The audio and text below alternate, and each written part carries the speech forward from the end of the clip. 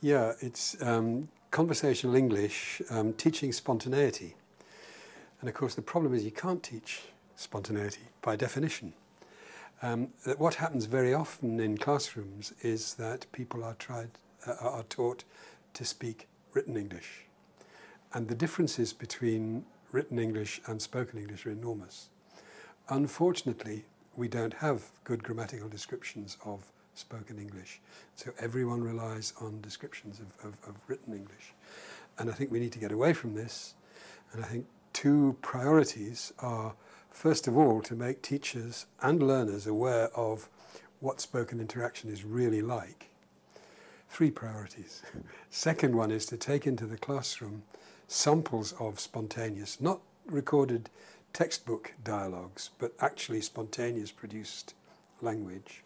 And thirdly, create conditions in the classroom where students produce language spontaneously, get them playing games, solving problems, doing that kind of thing.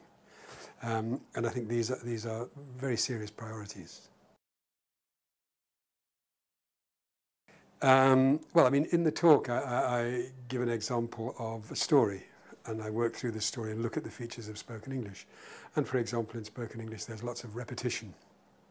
That it is very additive, that people say things like, instead of my uncle's wife's best friend, they say my uncle, his wife, her best friend.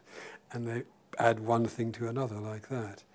And so I try to tease out the features of spoken English and then try to show how we can make learners more aware of these features. I mean, one very valuable thing they can do is look at spoken Turkish, because all spoken languages do the same kind of things.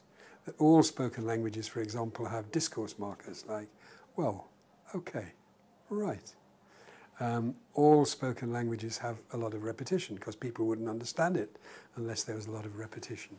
They all use a lot of vague language. They keep saying things like, or something, and that, and so on.